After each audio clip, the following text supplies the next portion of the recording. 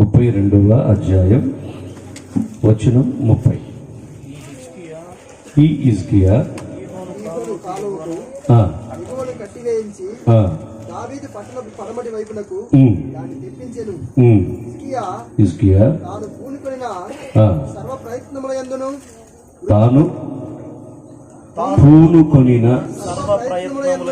సర్వ ప్రయత్నములందును వృద్ధి పొందిన. చాలు. హిజ్కియా తాను పూనుకొనిన సర్వ ప్రయత్నముల యందును వృద్ధి పొందెను. ఆమేన్. హల్లెలూయా. మానవుడు సహజంగా తను ఏ పనైతే చేయడానికి ముందుకు వెళ్తాడో అన్ని విషయాల్లో అతడు సక్సెస్ కాలేడు. అన్ని విషయాలలో ఒకవేళ అతడు నేర్పరి అయి ఉండొచ్చు గాక, అన్ని రకాలుగా అతడికి ఆ విషయాలు తెలిసి ఉండొచ్చు గాక, ఏదో ఒక పొరపాటు, ఏదో ఒక తప్పు జరగకపోదు. అంచేత అది ఒక ఉద్యోగమే కావచ్చు, బిజినెసే కావచ్చు, లేకపోతే తను చేస్తూ ఉన్నటువంటి పని బాటలే కావచ్చు, ఇంటి విషయాలే కావచ్చు, ఇంటిని చక్కబెట్టుకునే విషయమే కావచ్చు, పిల్లల భవిష్యత్తే కావచ్చు, తన చదువు విషయమే కావచ్చు, ఏదైనా కావచ్చు గాక, మానవుడు ఎక్కడో ఒక చోట ఓడిపోతూనే ఉన్నాడు భూమి మీద. ఓటమి తప్పదు మానవునికి. ఎందుకంటే అన్ని విషయాలలో మనం జయించుకుంటూ వెళ్ళిపోయాము అంటే మనం దేవుణ్ణి మర్చిపోతాం. అందువల్ల కొన్నిసార్లు దేవుడే మనలను అపజయ పాలు చేస్తాయి. ఈ పట్టణం ఒక చిన్న పట్టణమే కదా అని విర్రవీగుతూ వెళ్ళింది ఇశ్రాయేలీల దేశం. చిన్న పట్టణమే అని వెళితే వాళ్ళు వెనుదిరిగి పారిపోయే అంతగా ఈ పట్టణపు యొక్క సైన్యం ఇశ్రాయేలును తరిమి కొట్టింది. అప్పటికి అర్థమైంది యెహోషువ గారికి, యెరికో పట్టణాన్ని కూల్చింది మన శక్తి కాదు, అది దేవుని శక్తి అని. దేవునికి స్తోత్రం. గొలియాతు 42 దినాలుగా సవాల్ విసురుతూ ఉన్నాడు. నా మీద ఎవడైనా రాగలుగుతాడా, నన్ను ఎవడైనా పడేయగలుగుతాడా, నా మీద ఎవడైనా యుద్ధం చేయగలుగుతాడా అని తన బలాన్ని, తన ఎత్తుని, తన శక్తిని అతడు తన మనసులో పెట్టుకొని అతడు విర్రవీగుతూ ఉన్నాడు. కానీ చిన్నవాడు దావీదు చేతిలో అతడు పడిపోయాడు. ప్రపంచంలోనే ఫరో పరిపాలిస్తూ ఉన్నటువంటి ఐగుప్తు దేశం చాలా బలమైనటువంటి దేశంగా ఎంచబడినటువంటి దినాలు అవి. అతని దగ్గర ఉన్నటువంటి రథాలు బలమైనవి, గుర్రాలు బలమైనవి. ఇశ్రాయేలుని క్షణంలో నేను పట్టుకొస్తానని చెప్పి దేశం నుండి బయలుదేరాడు.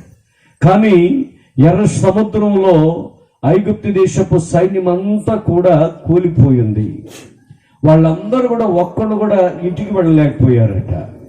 ఎందరైతే ఐగుప్తు దేశంలో నుండి బయలుదేరారో వాళ్ళందరూ కూడా ఎర్ర సముద్రంలో నిర్మూలమైపోయారు. తన గుర్రాలను నమ్ముకున్నాడు, తన రథాలను నమ్ముకున్నాడు, కానీ ఏ ప్రయోజనము లేకుండా పోయింది ఫరో గారికి. ఇలా బైబిల్ గ్రంథంలో చాలా విషయాలు ఉంటాయి. పతనమైపోయినటువంటి వారు ఈరోజు భూమి మీద నువ్వు నేను కూడా ఎన్నో పనులు చేయటానికి తలబెడతాం. ఏదో సాధించాలని ఆశ ఉంటుంది. ఇల్లు కట్టేయాలి, పిల్లలకి పెళ్లి చేయాలి, చక్కగా చదువుకోవాలి, ఏదో చేయాలని ఆశ, ఏదో చేయాలన్న తపన మనలో ఉంటుంది. కానీ కొన్నిసార్లు మనం ఎదుర్కోలేక ఓటమిని మనం ఏం చేస్తామంటే మన వంతు దాకా వచ్చినప్పటికీ ఓడిపోయామన్న భయంతో కృంగిపోయి, ఓడిపోయామన్న సిగ్గుతో తలదించుకొని మనం నెక్స్ట్ స్టెప్ వేయలేకుండా ఆగిపోతూ ఉంటాం. కానీ ఇక్కడ హిజ్కియా జీవితాన్ని కాస్త మనం పరిశీలన చేస్తే అతడు ఒక రాజుగా పరిపాలిస్తున్నటువంటి దినాలవి. అతడు ఏదైతే చేయడానికి పూనుకున్నాడో తాను పూనుకున్న పనులన్నిటిలో కూడా అతడు వృద్ధి పొందాడట. ఎక్కడ కూడా అతడు అపజయము పొందలేదు. ప్రతి చోట అతనికి విజయమే దొరికింది. ప్రతి చోట అతడు జయించాడు. ప్రతి చోట అతడు విజయవంతంగానే మారాడు. కానీ ఏదైతే చేయడానికి పూనుకున్నాడో దాంట్లో అతడు జయ జీవితాన్ని అనుభవిస్తూ ఉన్నాడు. ఈ విషయం మీకు అర్థమవ్వాలి అంటే మీరు 29వ అధ్యాయం నుండి మీరు చదువుకోవాలి. ఇదే దినవృత్తాంతముల గ్రంథం 29వ అధ్యాయం నుండి మీరు చదువుకోగలిగితే అతడు ఎన్ని పనులు చేశాడో, ఏంటేంటి చేశాడో, అతడు చేసినటువంటి పనులన్నీ కూడా చక్కగా రాసి ఉంచారు. ఇందులో వాటన్నిటిలో కూడా అతడు వృద్ధి పొందుతూనే ఉన్నాడట, ఎక్కడ కూడా ఓడిపోలేదు అని బైబిల్ చదువుతూ ఉన్నాం. ఇక్కడ వాగులకు, వంకలకు, నదులకు ఆనకట్టులు కట్టి మరలా దావీదు పట్టణము నుండి అతడు నీళ్లను రంపించడానికి గల కారణం ఏంటి అంటే, సనహరీబ్ అనే ఒక రాజు గారు ఇశ్రాయేలు దేశం మీదకి విరుద్ధంగా దండ ఎత్తుకొని వస్తూ ఉండగా ఇశ్రాయేలు అందరూ కూడా భయపడ్డారు. వారి గుండె జారిపోయింది. రాజుగారి దగ్గరికి వచ్చారు. రాజుగారు అందరిని పిలిచి మంత్రివర్గాన్ని వారి మధ్యలో ఆలోచన మీటింగ్ పెట్టాడు. ఏం చేద్దామంటే, అప్పుడు అక్కడ ఉన్న వారందరూ అన్నమాట, మంత్రులు, అయ్యా మన దేశం ఇప్పుడు నీళ్లు చక్కగా పారుతూ ఉంది. ఆ చక్రవర్తి వచ్చి మన దేశాన్ని చూశాడంటే మన నీళ్లను చూసి, మన వాగుల్ని, మన వంకల్ని, మన కాలువల్ని, మన చెరువుల్ని, మన నదులను చూసి మన దేశాన్ని విడిచిపెట్టి దాటిపోడు. నీళ్ళ కోసమైన మన మీదకి అతడు యుద్ధానికి వచ్చి మనల్ని ఎలాగైనా ఓడించడానికి చూస్తాయి. అతడు ఎన్ని దేశాల మీద అయితే వచ్చాడో అన్ని దేశాల మీద జయాన్ని పొందుకున్నాడు. మనం ఎంత అన్నారు. సరే ఏం చేద్దామంటే, వెంటనే మనం నదులన్నీ పూర్తి చేద్దాం, మనం అందరము కూడా వాగులను పూర్తి చేద్దాం, చెరువులను పూర్తి చేద్దాం, నదులను పూర్తి చేద్దాం అన్నారు. వెంటనే రాజుగోడు సమ్మతించి వాటన్నిటికీ అతడు ఆజ్ఞాపించగా వాళ్ళందరూ కూడా పెద్ద పెద్ద నదులు, పెద్ద పెద్ద చెరువులన్నింటినీ మూసేసుకున్నారట. రాజుకు భయపడి చెరువులన్నిటిని కూడా వాళ్ళు మూత వేసుకుంటే చక్రవర్తి వచ్చిన సమయానికి నీళ్లు లేకుండా పోవాలనేది వాళ్ళ ఆశ, వాళ్ళ ఆకాంక్ష. కానీ ఆ తరువాత కొన్ని సంవత్సరాల తర్వాత వాళ్ళకి ఇప్పుడు నీళ్లు అవసరమయ్యాయి. ఇప్పుడు ప్రజలందరూ రాజుగారి దగ్గరికి వచ్చి అంటున్నమాట, వేటినైతే మనం మూసేసామో, వేటినైతే మనం పూర్తి చేశామో, ఇప్పుడు వాటిని తెరిచి మాకు నీళ్ళు ఇవ్వగలుగుతారా అని రాజుగారిని అడుగుతూ ఉంటే, మూసేసిన వాటిలో నుండి తీసుకురాక మరో ప్రక్క నుండి నీళ్లను రప్పిస్తూ ఉన్నాడు హిజ్కియా గారు. చప్పట్లు కొట్టి దేవునికి స్తోత్రాలు చెప్పండి. ఏ విషయంలో పూనుకున్నాడో, ప్రజల కొరకు నీళ్లు ఇవ్వాలని పూనుకుంటే నీళ్లు రప్పిస్తాయి, ప్రజలకు ఆహారం పెట్టాలని పూనుకుంటే ఆహారాన్ని రప్పిస్తాయి, ప్రజల కొరకు దేవుని మందిరాన్ని కట్టాలనుకుంటే కట్టేస్తాయి, దేవుని మందిరం పాడైపోయింటే బాగు చేయాలనుకుంటే బాగు చేస్తాయి. ఏ విషయాన్ని అయితే చేయటానికి పూనుకున్నాడో ఆ విషయంలో హిజ్కియాకు దేవుడు వృద్ధినిచ్చాడట. దేవునికి స్తోత్రం. 2022వ సంవత్సరం నా దేవుడు మీరు పూనుకునే ప్రతి పనులను వృద్ధిపరుచునుగాక. ప్రతి కుటుంబం, సంఘానికి వస్తూ ఉన్నటువంటి ప్రతి కుటుంబం, మీరు దేనినైతే చేయడానికి పూనుకోబోతున్నారో పూనుకునే ప్రతి కార్యాన్ని నా దేవుడు వృద్ధిపరుచునుగాక. విత్తనాలు విత్తువాని యొద్ద ఏమీ లేదు, నీళ్లు పోయి వాని యొద్ద ఏమీ లేదు, వృద్ధిపరచువాడు దేవాతి దేవుడు. ఈ సంవత్సరం నువ్వు ఏదైతే ప్లాన్ చేసుకున్నావో, ఈ సంవత్సరం ఏదైతే నీ ప్రణాళిక అయ్యిందో, ఈ సంవత్సరం ఏదైతే నువ్వు సాధించాలనుకుంటూ ఉన్నావో, నీ కార్యములన్నీ సఫలమగునుగాక, నీ కార్యములన్నీ మీకు వృద్ధి కలిగించునుగాక, అన్ని రకాలుగా మీరు వర్ధిల్లుదురుగాక. పిల్లల చదువు విషయంలో ఒకవేళ భయపడుతూ ఉన్నారేమో, దేవుడు చదువు విషయంలో వారికి జ్ఞానం ఇచ్చి నీ పిల్లలను దేవుడు వృద్ధిపరచునుగాక. ఒకవేళ కరోనా ఒమిక్రాన్ నిన్ను భయపడుతూ, ఒకవేళ పొలంలోనికి వెళ్ళలేక, ఎక్కడ ఉద్యోగానికి వెళ్ళలేక భయపడుతూ ఉన్నారేమో, భయాన్ని వీడి బయటికి రండి. నా దేవుడు ఈ సంవత్సరం నీ కష్టార్జితాన్ని నా దేవుడు వృద్ధిపరచబోతూ ఉన్నాడు. ఆయన మన దేవుడు వృద్ధిపరిచేవాడు. హల్లెలూయా. ఆయన నిన్ను నన్ను చేయవాడు కాదు. ఒకవేళ 2021వ సంవత్సరంలో కొన్ని విషయాలలో నువ్వు ఫెయిల్ అయిపోయి ఉండొచ్చు గాక, కొన్ని విషయాలలో నువ్వు ఓటమి చూసుండొచ్చు గాక, కొన్ని విషయాలను నువ్వు అపజయమునందుండొచ్చు గాక. సేవకునిగా 2022వ సంవత్సరము ఈ క్రీస్తు సువార్త సభలలో మీకు వాగ్దానం ఇస్తూ ఉన్నాను. హిజ్కియా పూనుకున్న పనులన్నిటిలో హిజ్కియాను వృద్ధిపరచిన దేవుడు మిమ్ములను వృద్ధిపరచునుగాక. అట్టి కృప మీ అందరి మీదకి వచ్చునుగాక. హిజ్కియా వృద్ధి పొందటానికి గల కారణం ఏంటి? వాకని వృద్ధి పొందాడా? నువ్వు ఎక్కడైతే ఉన్నావో అక్కడే నువ్వు వృద్ధి పొందగలుగుతావా? నువ్వు ఉన్న చోట ప్రభువా నన్ను వృద్ధిపరచు అంటే ఆయన వృద్ధిపరిచేస్తాడా? హిజ్కియా వృద్ధి పొందటానికి గల కారణం ఏంటి? హిజ్కియా పూనుకున్నటువంటి ప్రతి పనుల్లో దేవుడు అతనికి తోడుగా నిలబడి అతను వృద్ధిపరచడానికి హిజ్కియాలో ఉన్నటువంటి మంచి లక్షణాలు ఏంటి? ఈ రాత్రి కొన్ని విషయాలు మాత్రం నేను మీతో పంచుకోవడానికి ఇష్టపడుతూ ఉన్నాను. హిజ్కియాలో ఉన్నటువంటి కొన్ని మంచి లక్షణాలు ఇవి మీ జీవితంలో, నా జీవితంలో ఉంటే ఈ 2022 మనము కూడా వృద్ధి పొందుదుముగాక.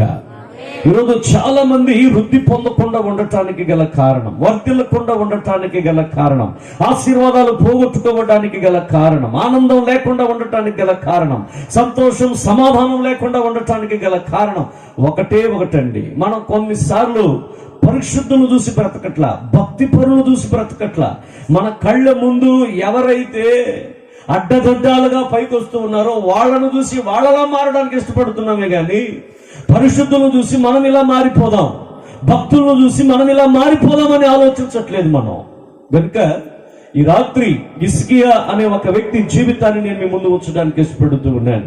ఆయనలో ఉన్నటువంటి మంచి క్యారెక్టర్స్ ఏంటో, వాటి వల్ల అతడు వృద్ధి పొందాడు అన్న సత్యాన్ని నేను మీకు అందించడానికి దేవుని ప్రేరేపణతో నిలవబడి ఉన్నాను. రండి 29వ అధ్యాయం 2వ వచనాన్ని చదువుతాం. అతడు తన పితరుడగు దావీదు చేసిన ప్రకారము యెహోవా దృష్టికి యథార్థముగా ప్రవర్తించిన. చాలు. హిజ్కియా వృద్ధి పొందాడు. అతడు చేసిన ప్రతి పనుల్లో దేవుడు అతను వృద్ధిపరచడానికి గల కారణం ఏంటంటే అతడు యథార్థవంతుడు. మాటల్లో యథార్థత, చూపుల్లో యథార్థత, ప్రవర్తనలో యథార్థత. అతడు జీవించే జీవితం చాలా యథార్థంగా ఉంటుంది. కొంతమంది నా యథార్థత గాథ అని తన కథను రాయడానికి ప్రయత్నం చేస్తారు. కథను రాయడానికి తన లైఫ్ ని అలా బయోగ్రఫీని ముందు పెట్టడానికి ప్రయత్నం చేసి వాళ్ళ ప్లస్ పాయింట్స్ మాత్రం బయట పెడతారు కానీ మైనస్ పాయింట్స్ బయట పెట్టలేరు. ఈరోజు మీరు ఎవరి బయోగ్రఫీ అయినా తీసుకోండి గాక, ఎంత పరిశుద్ధులైనా, ఎంత మహానుభావులైనా వాళ్ళ బయోగ్రఫీని మీరు చూడండి, వాళ్ళ లోపాలు బయట పెట్టుకోలేదు. ఎక్కడ కూడా లోపాలు బయట పెట్టుకోలేదు. కానీ బైబిల్ మన లోపాలని బయట పెట్టుద్ది, మన మంచితనాన్ని బయట పెట్టుద్ది, మనలో ఉన్న మేలును బయట పెట్టుద్ది, మనలో ఉన్న కీడును కూడా బయట పెట్టుద్ది.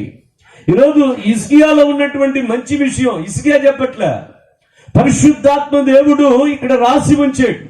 హిజ్కియా ఎందుకు వృద్ధి పొందాడు అంటే అతడు యథార్థపరుడు.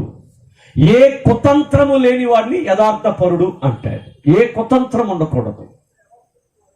ముందు ఒకటి మాట్లాడి వెనక ఒకటి మాట్లాడేవాడు యథార్థవంతుడు కాదు. ముందు వెనక ఒకే మాట మాట్లాడేవాడు యథార్థవంతుడు. అవునంటే అవును, కాదంటే కాదని ఎవరైతే చెప్పగలుగుతారో వాళ్ళు మాత్రమే యథార్థపరులు. యథార్థత ఒక వ్యక్తిని ఏం చేస్తుంది అంటే అతన్ని నానాటికి ఎంత ఎత్తు ఆ వ్యక్తిని తీసుకెళ్లాలో ఆ వ్యక్తిని తీసుకువెళ్ళేది యథార్థత. క్రైస్తవులకి 100% ఉండవలసినటువంటి విషయం ఏంటంటే యథార్థత. నాకు తెలిసిన పాస్టర్ గారు ఒక ఆయన ఉన్నాడు. ఆయన ఎవరికొకళ్ళకు ఫోన్ చేస్తాడు. వారు పాస్టర్ గారు మాట్లాడుకున్న తర్వాత ఆయన నాతో అనే మాట ఏంటంటే ఫలానా వారు నాకు ఫోన్ చేశారండి అంటే. కొన్ని రోజుల తర్వాత ఆ ఫలానా వ్యక్తి కనిపించి వాళ్ళనే మాట ఏంటంటే ఆ రోజు పాస్టర్ గారు ఫోన్ చేశారు గారు, మేము ఇలా మాట్లాడాము, అది కరెక్టా కాదా అని అడుగుతారు. ఫోన్ చేసింది ఎవరు? పాస్టర్ గారు. కానీ నాతో ఏం చెప్పాడు? వాళ్ళు చేశారండి అన్నాడు. ఇందులో యథార్థత ఉందా? మీరు ఎప్పుడు మాట్లాడలేదు అట్లా? ఒకసారి ఆలోచిద్దాం. ఇప్పుడు నేను డేవిడ్సన్కి ఫోన్ చేస్తే నేను ఏం చెప్పాలి? నేను డేవిడ్సన్కి చేశాను అనాలి. డేవిడ్సన్ చేశాడండి, నేను మాట్లాడాను అంటే ఏముంది? ఇందులో యథార్థత ఉందా, అబద్ధం ఉందా? అబద్ధం. లోకంలో ఉన్నవాడు ఎవడు? అబద్ధికుడు, అబద్ధానికి జనకుడు. ఈ రోజుల్లో నీ కుటుంబం వర్ధిల్లకుండా, నీ కుటుంబం వృద్ధి పొందకుండా పోవటానికి గల కారణం నీలో యథార్థత లేదు. నీలో యథార్థత ఉంటే ఈ పాటికి నువ్వు వృద్ధి పొందుంటావు. క్రైస్తవులు యథార్థంగా ఉంటే అబద్ధీకులుగా ఉండిపోండి, లేకపోతే యథార్థంగా ఉండండి. పచ్చి అబద్ధాలు చెప్పుకుంటూ యథార్థంగా ఉన్నట్లు నటించొద్దు. ఎప్పటికైనా సరే వేషధారణ నిన్ను ఎక్కడికి తీసుకెళ్ళదు? పరలోక రాజ్యానికి తీసుకెళ్ళదు. యథార్థత కావాలి. భార్యాభర్తల మధ్యలో యథార్థత కావాలి. యథార్థత లేని వాడు వృద్ధి పొందడు. పిల్లలకు తల్లిదండ్రులకు మధ్యలో యథార్థత కావాలి. యథార్థత లేని ఏ కుటుంబము కూడా వృద్ధి పొందదు.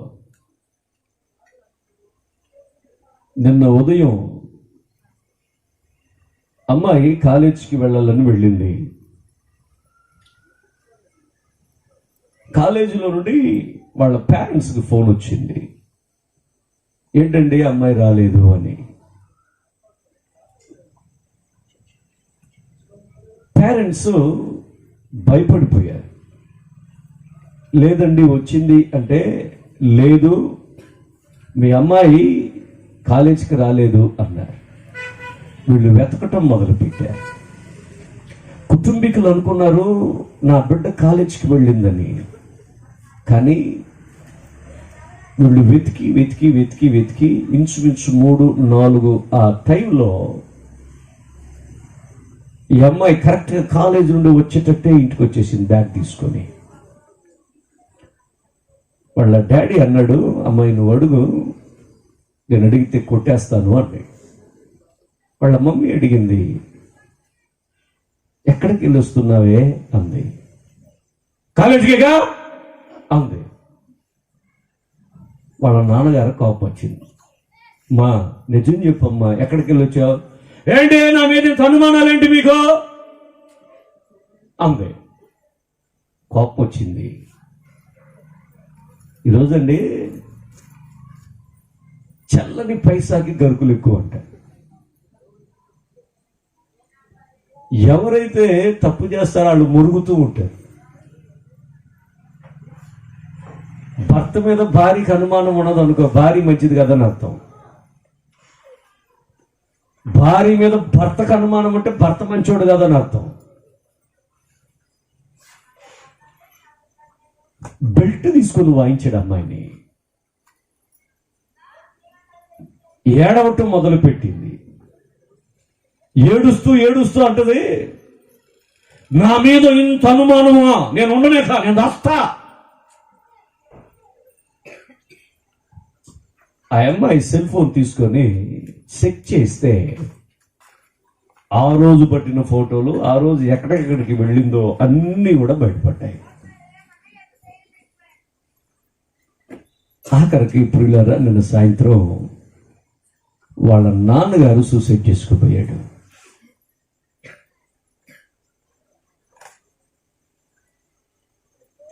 ఇరుగు పొరుగు వారంతా ఆపి నిన్న రాత్రి అందరు కూడుకొని తీసుకున్న డిసిషన్ ఏంటి అంటే, అమ్మాయిని రేపటి నుండి కాలేజీకి పంపించొద్దండి. ఈ రోజు నుండి కాలేజీ లేదు ఇప్పుడు అప్పటికి.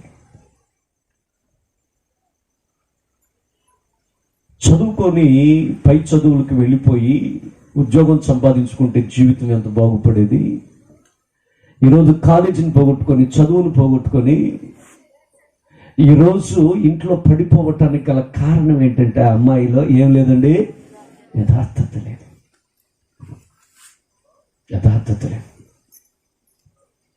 నేను మాట్లాడగలనా ప్రియులారా? మీకుందా యథార్థత? మీ మాటల్లో ఉందా యథార్థత? మీ చూపులో ఉందా యథార్థత? ఒక్కసారి ఆలోచించు. ఎక్కడ యథార్థత ఉందో అక్కడ దేవుడు వృద్ధిపరుస్తాడు. యథార్థత లేని చోట వృద్ధి.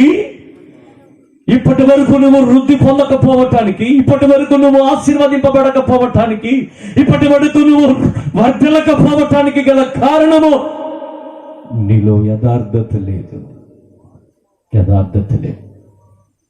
సంఘానికి వచ్చి కూడా యథార్థత లేకపోతే సంఘానికి రాని వారి పరిస్థితి ఉండాలి. ఒకసారి ఆలోచించుకో. ఒక వ్యక్తి ఇంట్లో అందరికి చెప్పి బయలుదేరాడంట, నేను వెళ్తున్నాను, ఒక కుందేలుది కొనుక్కొని వస్తాను. చాలా రోజుల నుండి బాబు అడుగుతా ఉన్నాడు, తెల్ల కుందేలు ఉన్నాయంట, షాప్కి వచ్చాయంట, ఫోన్ వచ్చింది, నేను వెళ్ళి తీసుకొస్తానని చాలా ఫాస్ట్గా వెళ్ళిపోయాడు. కుందేలు ఎంత అని అడిగాడు. 150 రూపాయలు అన్నాడు. 150 రూపాయలు ఇచ్చి కుందేలుని తీసుకుంటే ఆ కొట్టతను అన్నాడంట, బాబు ఇది ఈ రోజే వచ్చింది, కొత్త వ్యక్తితో చాలాసేపు ఉండదు, కాబట్టి ఇంటికి వెళ్ళేదాకా నువ్వు అలా తీసుకెళ్లకుండా మోటార్ కట్టుకొని తీసుకువెళ్ళిపో అన్నాడట. ఒక బ్యాగ్ తీసుకున్నాడు, బ్యాగ్లో వేసుకున్నాడు, బ్యాగ్ తాడు కట్టుకొని వస్తూ ఉంటే ఈ యవనస్తులందరూ కొడుకొని అక్కడ క్రికెట్ ఆడుతూ ఉన్నారట. అక్కడ ఈ కుందేలు చేత పట్టుకుని నిలబడ్డాడట. ఈ లోపు ఒక బాబు వచ్చి, బాబాయ్ ఏంటి బాబాయ్ అన్నాడు. కుందేలు రా అన్నాడట. ఏంటి నేను ఎందుకు చెప్తాను అన్నాడట. అన్నాడట ఈయన అటు చేసి ఇటు చేసి ఈ క్రికెట్ చూసే పిచ్చి ఎక్కువైపోయి దాన్ని తీసి అటు పెట్టాడట. అరే నేను చూచిస్తానంటే నాకు ఇవ్వడని చెప్పి ఆడేం చేశాడంటే మూట నిప్పి కుందేల్ని తీసేసుకొని పంది పిల్లని పెట్టి మళ్ళీ మూట కట్టి పెట్టాడట. ఈయన ఈ క్రికెట్ మధ్యలో గుర్తుకొచ్చింది, బాబు ఏడుస్తా ఉంటాడు కదా అని చెప్పి మళ్ళా దీన్ని మూట కట్టుకొని ఇంటికి వెళ్ళి ఇంట్లో అందరిని పిలిచాడంట. అమ్మా ఇట్రా నేను కుందేలు తీసుకొచ్చా. అరే ఇట్రా కుందేలు తీసుకొచ్చా. అమ్మ ఇట్రా కుందేలు తీసుకొచ్చాను. అమ్మా నానా రండి, అందరు రండి, ఒరే తమ్ముడు రండ్రా, నేను కుందేలు తీసుకొని వచ్చాడని చెప్పి అందరినీ హాల్లోకి పిలిపించి అది కట్టిప్పి చూస్తే అది కుందేలు కాదు, పంది పిల్ల. అందరిని తిట్టడం మొదలు పెట్టారంట. పిచ్చోడ కుందేలు తీసుకురావడం కూడా నీకు తెలియలేదు, ఇంకా పంది పిల్లని తీసుకొని వచ్చి కుందేలు పిల్ల అంటావు అన్నది భార్య. అన్న నీ ఎందుకన్నా ఈ పన్న, ఎప్పుడు నేను తెచ్చేవాడిని కదా అన్నాడు తమ్ముళ్ళు.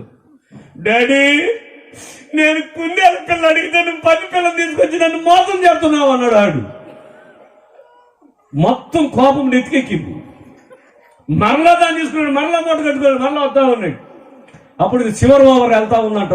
ఎన్నో ఓవర్ అన్నాడంట ఈయన. మళ్ళా ఇది చివరి ఓవర్ అన్నాడట.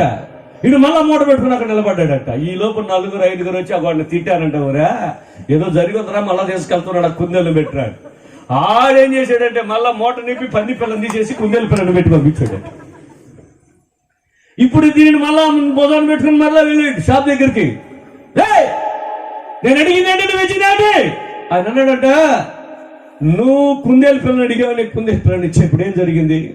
అది పంది పిల్లరా. ఆయన అంటాడంట, నా షాప్ లో ఎక్కడ పంది పిల్లలు లేవు, కావాల్సింటే నువ్వు చూసుకో, పంది పిల్లని ఇచ్చింది కాకుండా మళ్ళీ నువ్వు ఎక్స్ట్రా మాట్లాడుతున్నావురా అని కొట్టడానికి వెళ్ళాడంట షాప్ వాడు. ఎంతగా దాన్ని ఇప్పి చూపించు అన్నాడట. ఆ మూట ఇప్పి చూస్తే పంది పిల్ల లేదు, కుందేలు పిల్ల ఉందంట. ఇప్పుడు షాప్ అతను కూడా ఇచ్చాడు, ఇక్కడ నెత్తికి పంది పిల్లలు కుందేలు పిల్లలు బుద్ధులని కదా. ఈయన ఇప్పుడు కుందేల్ని 2 చెవులు పట్టుకున్నట్ట పైకి లేపి అంటాడట, వచ్చేయ్ ఉంటే కుందేలుగైనా ఉండు, లేకపోతే పందికైనా ఉండు. ఇంటికి వెళ్తే ఏమో పంది పిల్ల అవుతున్నావు, ఇక్కడికి వస్తే ఏమో కుందేలు పిల్ల అవుతున్నావు, సంపెత్తాను అన్నాడట. చాలాసార్లు క్రైస్తవులు మనం అంతేగా, చర్చ్కి వస్తే మాత్రం మీరు ఎవరండి? అబ్బో దేవునికి స్తోత్రం, అంత తెల్లగుంటారు. అందులో ఈ ప్రభు బల టైంలో చూడాలండి, అందరూ తెల్లగానే కనిపిస్తారు. బయట తెల్ల, లోపల తెల్ల, అంతా తెల్ల.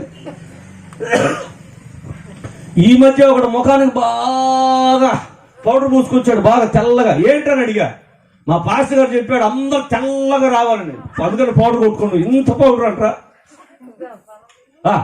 ఆదివారం ఒక్క రోజు మీరు అందరూ ఎవరండి? అబ్బో దేవునికి స్తోత్రం. మిగతా రోజులు నేను చెప్పాలా మిమ్మల్ని, ఆ మాట నేను అన్నానా?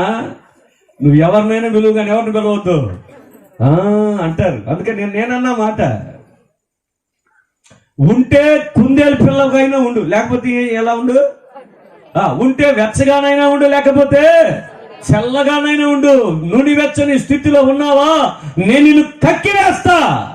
ఉంటే యథార్థంగానే ఉండండి, లేకపోతే అబద్ధాలతో అటు ఇటుగా అని బ్రతకొద్దు. మీకు అటు ఇటు కాకుండా జీవించొద్దు, యథార్థత కావాలి. సొలొమోను గారు రాజు అయిపోయిన వెంటనే 2 వేశ్యలు పరిగెత్తుకుంటూ వచ్చారు. ఒక ఆవిడ అంటది, అయ్యా రాత్రి అది తన బిడ్డ మీద వాలింది, బిడ్డ చనిపోయింది. పొద్దున్న లెగిసి ఆ బిడ్డను తీసుకొని వచ్చి నా ప్రక్కల బండేసి, నా బిడ్డను తీసుకొని వచ్చి తన పక్కల బండేసుకుంది. నేను అడిగా, సచ్చిన బిడ్డను తీసుకొని వచ్చి నాకిచ్చి బ్రతుకుని నా బిడ్డను ఎందుకు తీసుకున్నావు అన్నా? లేదు, సచ్చిన బిడ్డ నీ బిడ్డ, బ్రతికి ఉన్న బిడ్డ నా బిడ్డ అంటుందయా. నన్నేం చేయమంటావు? నన్నేం చేయమంటావు? అందులో ఇద్దరులో ఒకళ్ళు మాత్రమే యథార్థంగా మాట్లాడుతూ ఉన్నారు. ఆ బిడ్డ తల్లి మాత్రం యథార్థంగా మాట్లాడుతుంది. ఇంకొక తల్లికి యథార్థత లేదు. తన బిడ్డ చచ్చిపోయిన తన బిడ్డని ఆ బిడ్డగా మార్చింది. బ్రతికిన ఆ బిడ్డని నా బిడ్డ అంటూ ఉంది. యథార్థత లేదు. ఇప్పుడు ఏది యథార్థత కనిపెట్టడానికి రాజుగారు ఆలోచించి దైవ జ్ఞానంతో అన్నమాట, సరే ఆ బిడ్డని ఇవ్వండి, నీకొద్దు ఆ అమ్మాయికి వద్దు, 2 ముక్కలు చేస్తా, సగం నీకు ఇస్తా, సగం నీకు ఇస్తా, తీసుకో. అప్పుడు ఆ బిడ్డ తల్లి అంటుంది, నా బిడ్డ ఎక్కడున్నా బాగుపడాలి. ఇదిగో నీ బిడ్డ వెళ్ళిపో. అక్కడ ఉన్న వాళ్ళందరూ విభ్రాంతిగా చూశారట, ఆశ్చర్యకరంగా చూశారట. ఇది కథ కాదు, బైబిల్లో జరిగిన విషయం ఇది.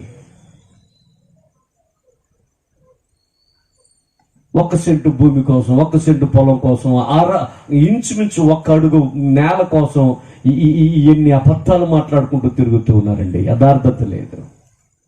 ఈ 2022వ సంవత్సరం నీ మాటల్లో యథార్థత కనిపించునుగాక, నీ చూపుల్లో యథార్థత కనిపించునుగాక, నీ ప్రవర్తనలో యథార్థత కనిపించునుగాక. హిజ్కియా పూనుకునేటువంటి సర్వస్వములోను అతడు వృద్ధి పొందడానికి గల కారణం మొదటిది ఏంటండి? అందరు చెప్పాలి, ఏంటిది? యథార్థత. రెండవది ఏంటో 3వ వచనం చదువుదాం. 29వ అధ్యాయం 3వ వచనం. తన ఏలుబడి యందు మొదటి సంవత్సరము మొదటి నెలలో యెహోవా మందిరపు తలుపులను తెరిచి వాటిని బాగు చేసి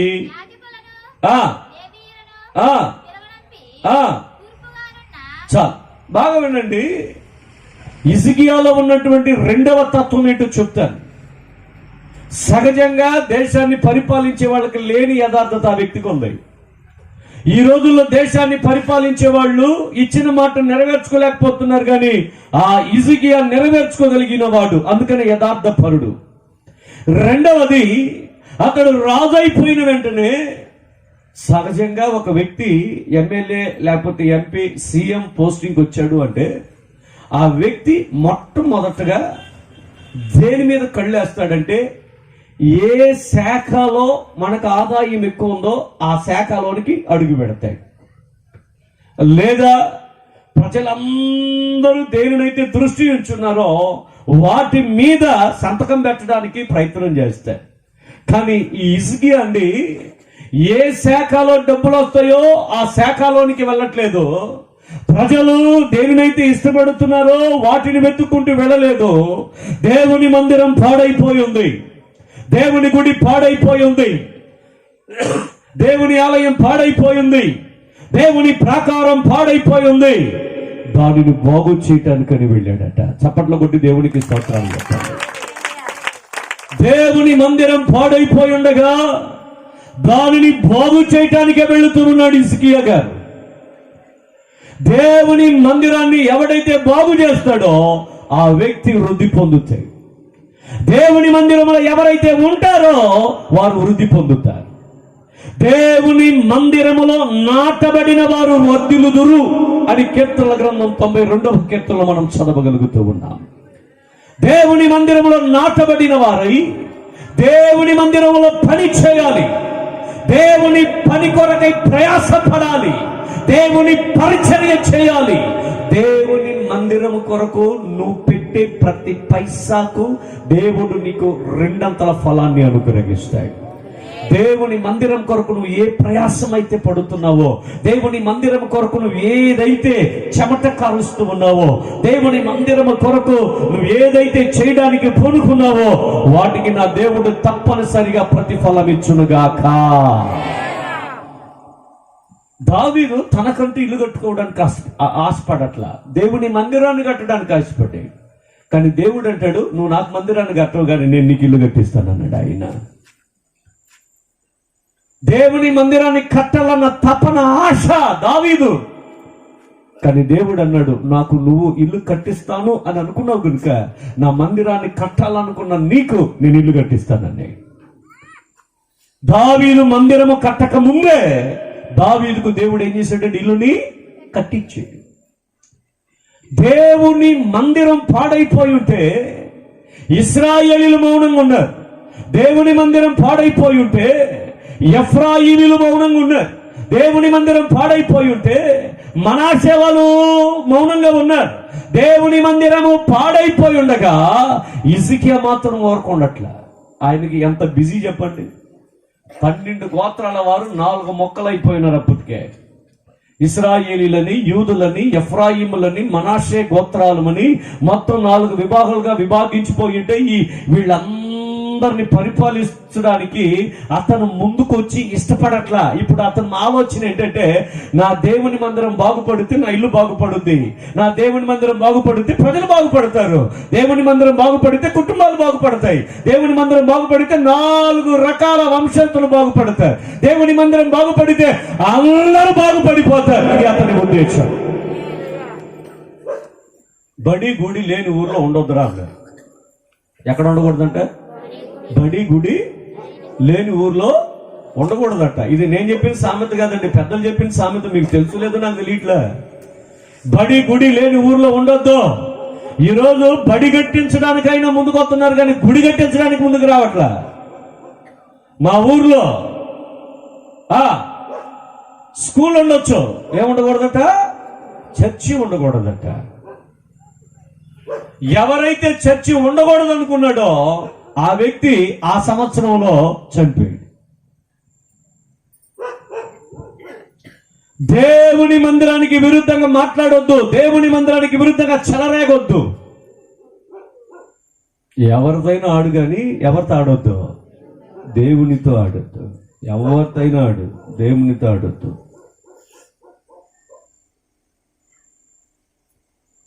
నా దేవుడు విక్కరించబడడు. ఆయన రోషం కలిగిన దేవుడు, పౌరుషం కలిగిన దేవుడు.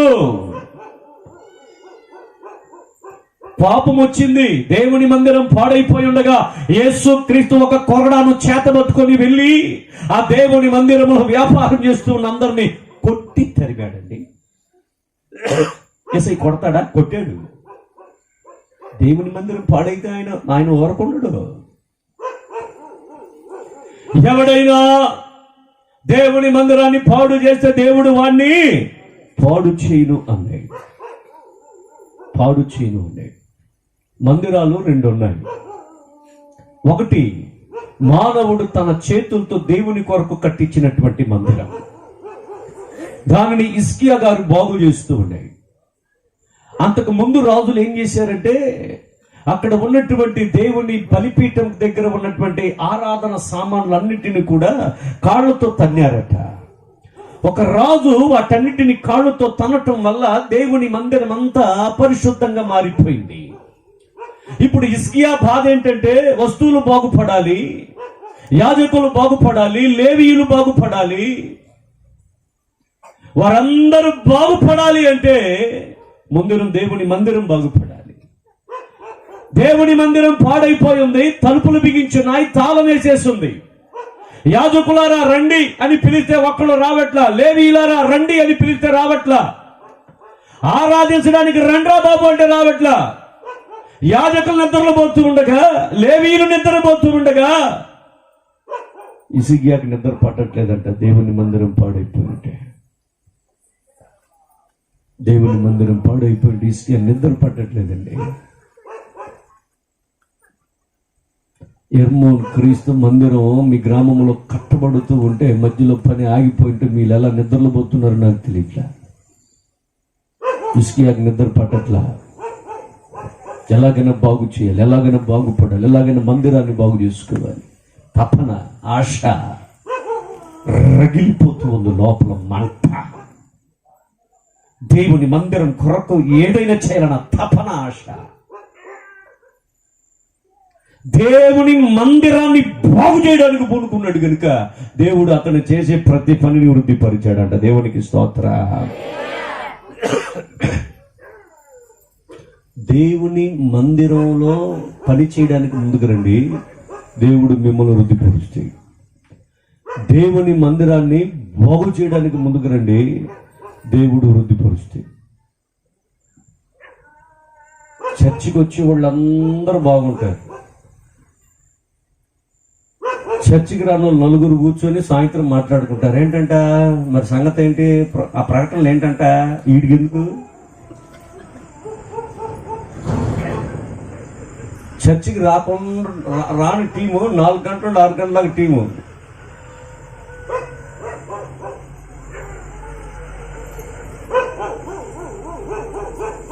ఒక చర్చిని గురించి అరుగు మీద ఒక నలుగురు కూర్చొని మాట్లాడుతూ ఉంటే పాస్టర్ గారు వెళ్తూ విన్నాడు. విని వెనక్కి వచ్చి, మీరు ఈరోజు చర్చికి వెళ్ళారా అన్నాడట. మేము వెళ్ళలేదు అన్నాడట. మరి వెళ్ళని మీకెందుకురా పనులన్నీ, వెళ్ళని మీకెందుకురా మాటలన్నీ, వెళ్ళని మీకెందుకురా ఈ విషయాలన్నీ అంటే మీకెందుకు అన్నారంట ఆయన.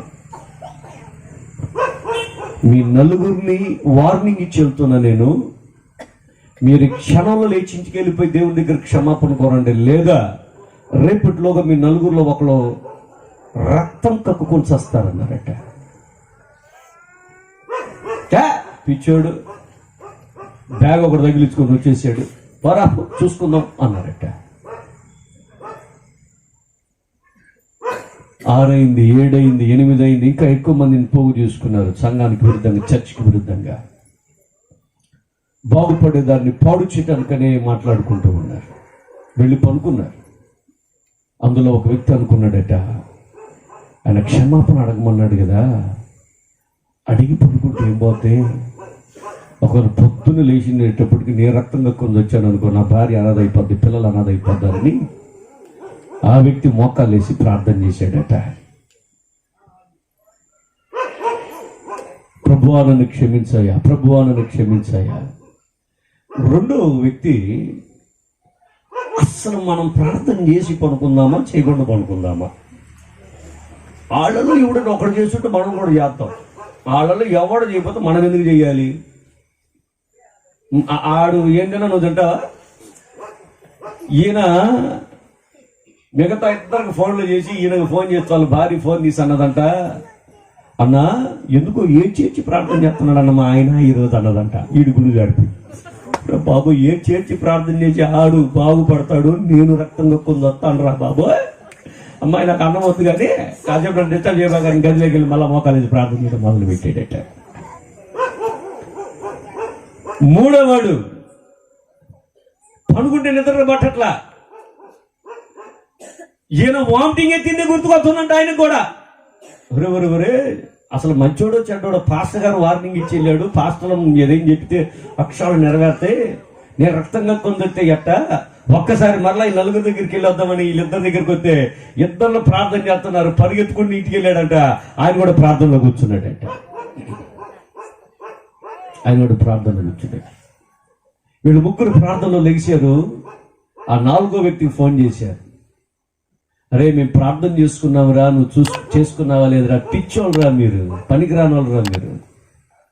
ఆడేవాడు పిచ్చోడు చెప్పుకుంటూ వెళ్ళిపోతుంటే నువ్వు అసలు అంత భయం ఏంట్రా మీకు, అసలు నేను ఉండగా అంత భయం ఏంట్రా మీకు, ఎంత పిరికోళ్ళని తెలియకుండా మీతో నేను సహవాసం చేశాను రా. ఎడవాడు ప్రార్థన ఏంటి, రాత్రి చంపేస్తాడు ఆయన, అంత కిల్లర్ ఆయన. చూసుకుందాం దేవుడు నేను చూసుకుందాం ఈ రాత్రి అనుకొని వెర్రవీగుతూ పనుకున్నాడండి. పొద్దుటికల్లా నిలువున పనుకున్నవాడు అడ్డం పడిపోయి ఉన్నాడు. ఎప్పుడు పోయిందో కూడా తెలియదు ప్రాణం, ఎప్పుడు పోయిందో కూడా తెలియదు ప్రాణం. సంఘానికి, దేవునికి, మందిరానికి, దేవునికి విరుద్ధంగా మాట్లాడుంటే రాత్రి క్షమాపణ కోరుకోవాలి. సేవకునిగా చెప్తున్నాను, ఈ రాత్రి పరిశుద్ధాత్మ దేవుడు బలవంతం చేస్తూ ఉండండి నన్ను ఈ మాట చెప్పమని. క్షమాపణ కోరుకో. దేవుని మందిరాన్ని బాగు చేయటం మొదలు పెట్టాడు హిజ్కియా. అతడు పూనుకునిన సర్వస్వంలో అతడు వృద్ధి పొందాడు. చప్పట్లు కొట్టి దేవునికి స్తోత్రాలు చెప్పాలి. దేవుని మందిరం ఒకటి భూమి మీద మానవుని చేత కట్టబడేదైతే, రెండవది దేవుడు నిర్మించుకున్నటువంటి మన హృదయమే. దేవునికి స్తోత్రం కలుగునుగాక. మీరు దేవుని ఆలయమై ఉన్నారనియో, దేవుని ఆత్మ మీలో నివసిస్తూ ఉందని మీరు ఎరుగరా? దేవుని మందిరాలు మీరే. ఈ భూమి మీద మొబైల్ చర్చ్ మీరు, నేనే. నడిచే సంఘాలు మనము, నడిచే మందిరాలు మనం, నడిచి వెళుతూ ఉన్నటువంటి దేవుని మందిరాలు ఎవరు అంటే ఈ భూమి మీద నువ్వు, నేనే. ఈ మందిరాన్ని బాగు చేసుకో. ప్రతిరోజు రాత్రి ఈ మందిరాన్ని బాగు చేసుకో. హృదయాన్ని కడుక్కో, పేరబెట్టుకోబాక, చెత్త కుండీలో మార్చుకోవద్దు. నీళ్ళల్లో మునగనేల, మెట్ట లెక్కనేల. దేవుడు తనలో దండిగా ఉండగా తెలియదే మానవ పశువులకు అన్నాడు. దేవుడు మనలో ఉన్నాడు. ఆయన మన హృదయాన్ని కోరుకుంటూ ఉన్నాడు. ఆయన ఈ రాత్రిని హృదయాన్ని కోరుకుంటూ ఉన్నాడు. ఆయన రాత్రిని హృదయాన్ని కోరుకుంటున్నాడు. ఇది దేవుని ఆలయం, ఇది దేవుని మందిరం. ఈ దేవుని మందిరంలో దేవుడు లేకుండా కక్షలు, క్రోధాలు, వ్యభిచారము, జారత్వము, క్రోధము, పాపము ఇవన్నీ నిండిపోయి ఉంటే, ఈ మందిరము ఇది పాడైపోయి ఉంటే నా దేవుడు నిన్ను ఓర్పగలడు. ఈ హృదయములో నుండి ఏదైతే ఇప్పటి వరకు బయటకు వచ్చిందో వాటన్నిటిని ఒకసారి కడిగి ఈ హృదయాన్ని శుద్ధి చేయి. ఈ మందిరాన్ని పాపు చేయగలిగిన ఒకే ఒక సాధనం ప్రభు అయినటువంటి యేసుక్రీస్తు రక్తం మాత్రమే. ఆయన రక్తమే నిన్ను పరిశుద్ధపరుస్తూ ఉంది. హిజ్కియా భూమి మీద ఉన్న మందిరాన్ని బాగు చేశాడో, తన హృదయం అనే మందిరాన్ని కూడా బాగు చేసుకున్నాడు. అందుకని అతడు వృద్ధి పొందాడు. హిజ్కియా వృద్ధి పొందటానికి గల కారణం ఏంటి? నంబర్ 1 ఏంటండి? యథార్థత. రెండవది ఏంటండి? దేవుని మందిరాన్ని బాగు చేయటం వల్ల. మూడవదిగా అతనిలో ఉన్నటువంటి మంచి లక్షణం ఏంటో చదువుదాం పరిశుద్ధ గ్రంథంలో నుండి.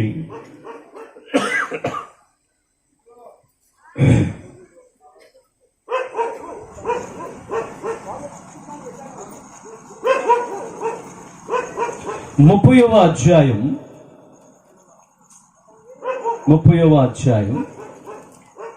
మొదటి వచనాన్ని చదువుదాం. మరియు హిజ్కియా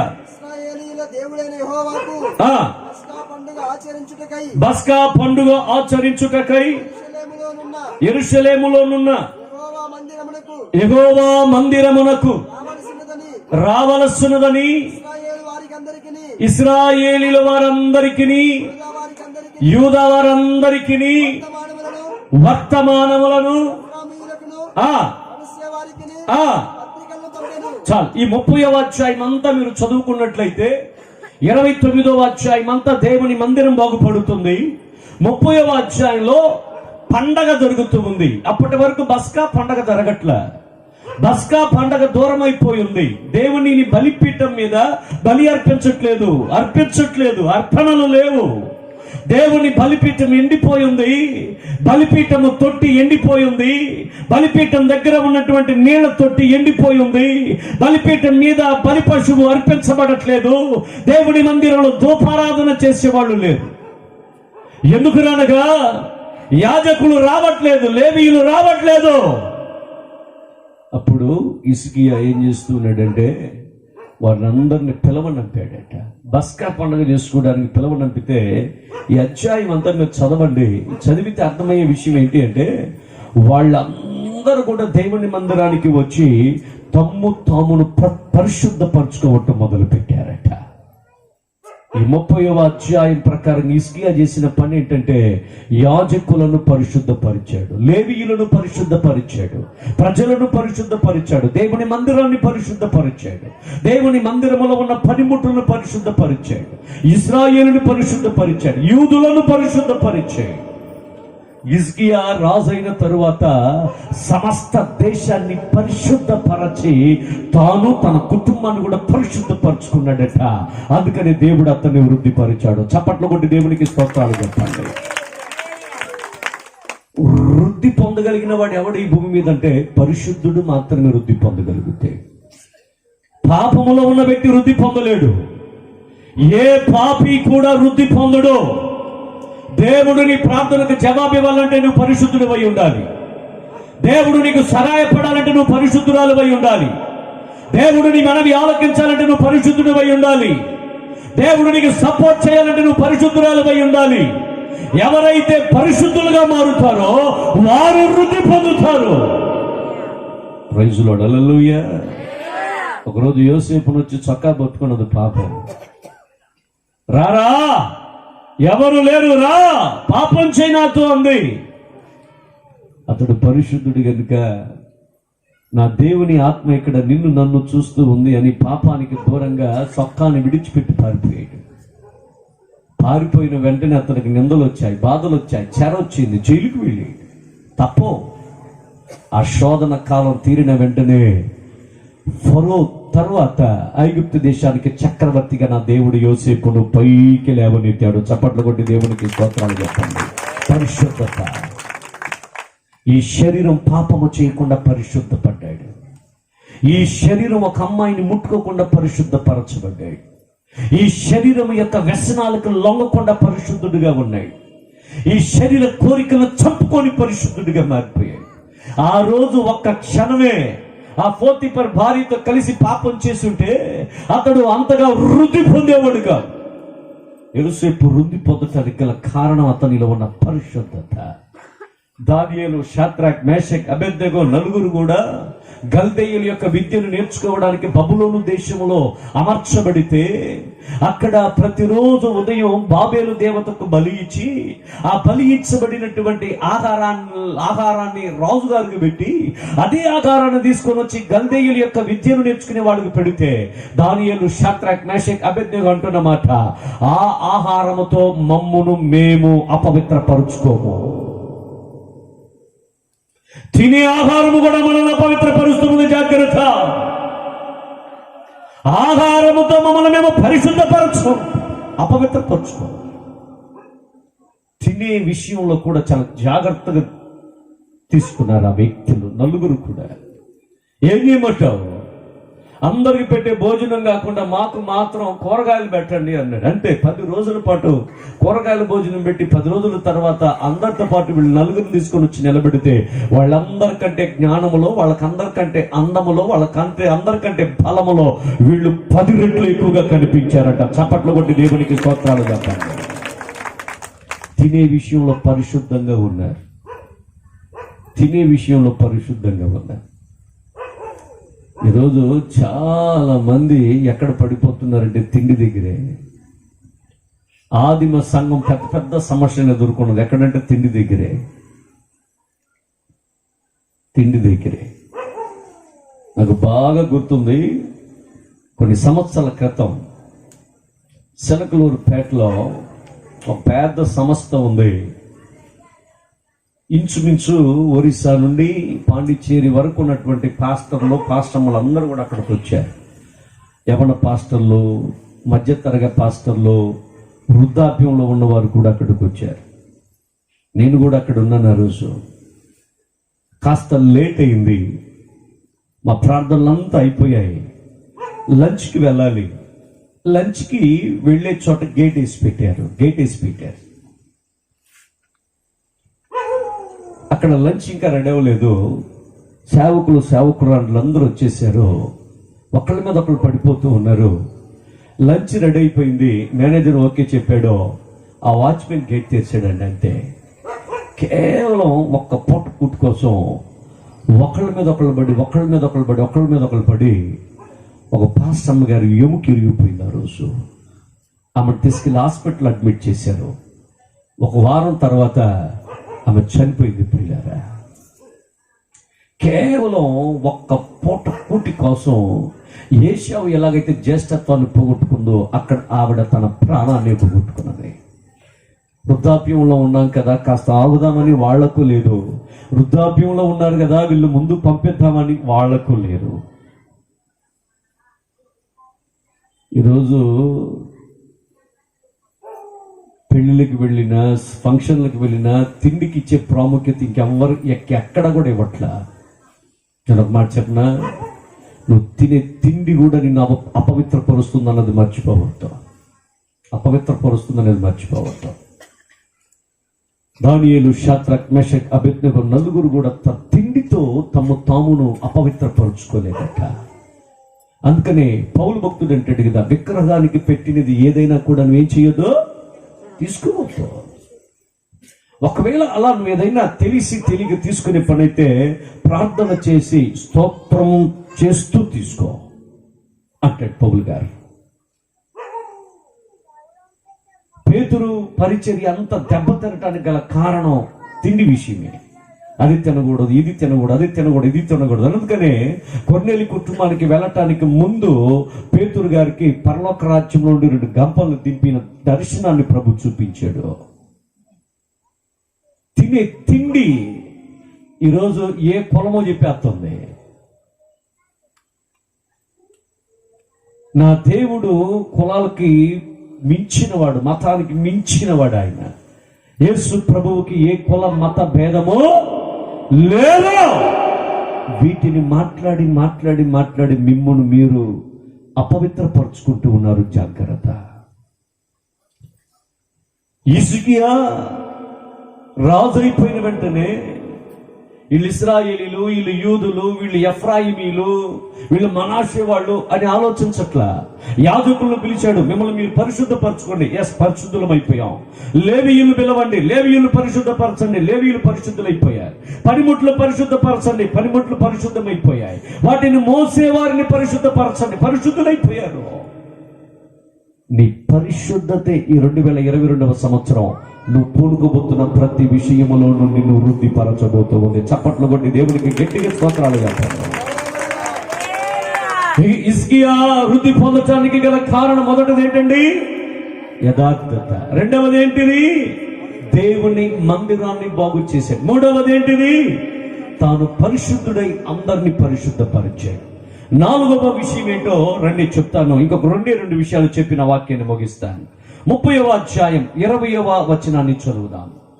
యెహోవా హిజ్కియా చేసిన ప్రార్థన అంగీకరించి జనులను స్వస్థపరిచెను. బాగా వినండి. హిజ్కియా బస్కా పండుగ ఆచరించడానికి ప్రజలను పిలిస్తే కొందరు రాలేదట. వాళ్ళందరూ ఇళ్లలో ఉండిపోవటం చేత దేవుడు వారిని మొత్తటం మొదలు పెట్టాడు. వాళ్ళందరూ కూడా చావు దగ్గర పడితే వాళ్ళందరి కోసం ప్రార్థన చేస్తూ ఉన్నాడు హిజ్కియా. దేవుడు హిజ్కియా ప్రార్థన విని జనులను స్వస్థపరిచాడట. ఈ రాత్రి ఒక మాట నేను ధైర్యంగా చెప్పగలుగుతూ ఉన్నా. మీరు ఎటువంటి ఇబ్బందుల్లో, ఎటువంటి ఇరుకుల్లో, ఎటువంటి వైరస్ ప్రభావంలో మీరు ఉన్నా, సేవకుడు ప్రార్థన చేస్తే మీరు బాగుపడతారు. ఆమె చెప్పండి. సేవకుడు ప్రార్థన చేస్తే మీరు బాగుపడతారు. ఇది గుర్తుపెట్టుకో. ఎక్కడికి వెళ్ళనక్కర్లా, ఏమీ చేయనక్కర్లా.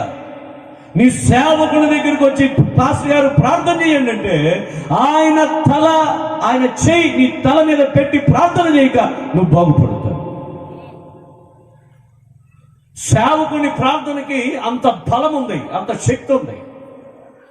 ఇతడు యాజకుడు కాదు, ఇతను సేవకుడు కాదు, ఈయన పాస్టర్ గారు కాదు, కానీ ఈయన ప్రార్థన చేస్తే బాగుపడ్డారట ప్రజలు. 4వ దత్తంలో ఉన్న క్వాలిఫికేషన్ ఏంటంటే ప్రార్థనాపరుడు. ఎవడైతే ప్రార్థన చేస్తాడో వాడు వర్ధిల్లుతాడు. స్తోత్రం చెప్పు.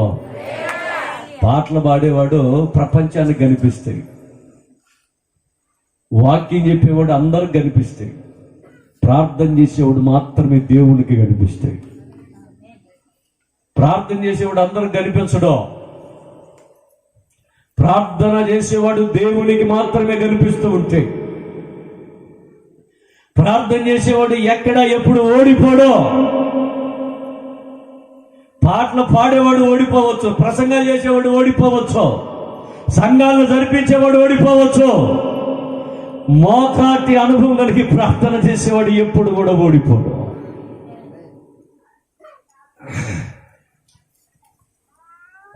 బిల్లీ గ్రహం గారి దగ్గరికి వెళ్ళి ఒకసారి మీడియా వారు అడిగారట, సార్ ప్రపంచంలో మీరు ఎంతమందికి వాక్యం చెప్పుంటారు అని. ఆయన అన్నమాట ఇంచుమించు 200 కోట్ల మందికి నేను వాక్యం చెప్పాను అన్నాడట బిల్లీ గ్రహం గారు. ఈ 200 కోట్ల మందికి వాక్యం చెప్పగలిగారు కదా, ఎవరికి లేని ఈ ఆధిక్యత దేవుడు మీకెందుకు ఇచ్చాడని అడిగితే బిల్లి గ్రహం గారు అన్నారంట, గంటకొక్కసారి నేను యేసయ్య పాదాల దగ్గర పడతాను, అందుకని దేవుడు నాకు 200 కోట్ల మందికి వాక్యం చెప్పి ఆధిక్యతని ఇచ్చాడు అన్నాడంట. చప్పట్లు కొట్టి దేవుడికి స్తోత్రం చెప్పాలి. ఒక రోజుకి ఎన్నిసార్లు పడతాడంట యేసయ్య పాదాల మీద బిల్లి గ్రహం గారు? 24 సార్లు. అంటే గంటకొకసారి యేసయ్య పాదాలు నేను పట్టుకుంటా, గంటకొకసారి ప్రార్థన చేస్తా, రోజుకొకసారి కాదండి. ఈరోజు ప్రార్థన అంటే చాలా మందికి లేచిన వెంటనే నాకు ప్రార్థన, ప్రభువా స్తోత్రం, ఈ రోజు అంతా నేను బాగుపడాలి, నన్ను కాచి కాపాడు, ఆటో ఎక్కకుండా, ట్రైన్ ఎక్కకుండా, లారీ ఎక్కకుండా నన్ను కాపాడుతా ఉంటాడు. అమ్మా ఈ ప్రార్థన చేశానయ్య గారు, లేచిన వెంటనే చేశా, దేవునికి స్తోత్రం. లేచిన వెంటనే చేసిందంట ప్రార్థన. కొందరు ఉదయం చేయరు, మధ్యాహ్నం చేయరు, రాత్రిలో రాత్రి గుర్తుకొస్తుంది, ప్రభువా ఈ పడకంతా నీ సిలువు గుర్తేస్తున్నానయ్యా. ఏ గుర్తంటే మరి సిలువు గుర్తులు ఎవరు కనిపెట్టారు నాకు అర్థం కావాలి. దిండి మీద ఒక గుర్తు, దుప్పట్టు మీద ఒక గుర్తు. ఒక ఆవిడ అండి దిండు కవర్ తీసి కవర్కి ఒక గుర్తంట, దిండుకి ఒక గుర్తంట, యేసు రక్తమే చెయ్యం. ఆ కొలకత్తా కొండ మీద 3 సిలువులు, ఈమె మంచం మీద మంచమంతా సిలువలే.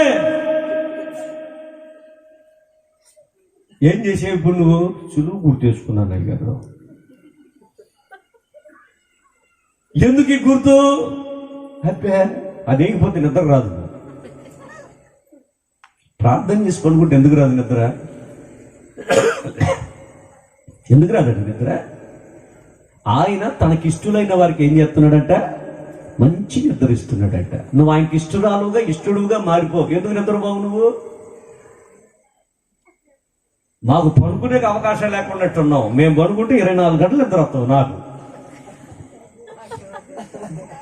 పాసమ్మ గారు కొన్నిసార్లు అసలు నీకెట్ట వస్తుంది నిద్ర? ఆయనకి నేనంటే ఇష్టం, అందుకు నిద్ర ఇస్తున్నాడు ఆయన. చిలుగు గుర్తులు అయ్యి మేము నూనె పోసి పనుకోను. చాలా మంది అంటే ప్రార్థనలు చేయరు, సిలువు గుర్తులే, యేసు రక్తమే చేయం. ఒక ఆవిడ చెప్పుకు సిలువు గుర్తేస్తుంది. ప్రభువా స్తోత్రం నాయనా. ఇవి ఏ ఆర్సీఎం ఫాదర్ దగ్గరికి వెళ్ళి నేర్చుకునిందో తెలియట్లా. ఎందుకమ్మా చెప్పుకి గుర్తు అన్న? పెళ్లికి వెళ్తున్నాను అయ్యగారు, పెళ్లిలో జతలు తీసుకెళ్లి పోగొట్టుకుని వస్తున్నా.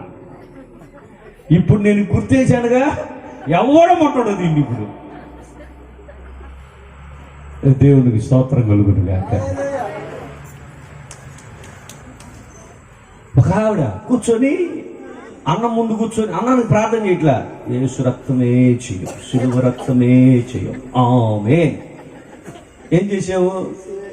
సిలువు గుర్తేశాను అయ్యగారు. దేనికి? అన్నానుక. ఆ సిలువు గుర్తేసుకుని తింటే గ్యాస్ట్రిక్ ఉండదంట అయ్యగారు. ఎక్కడుందో రెఫరెన్స్ చూపి నాకు.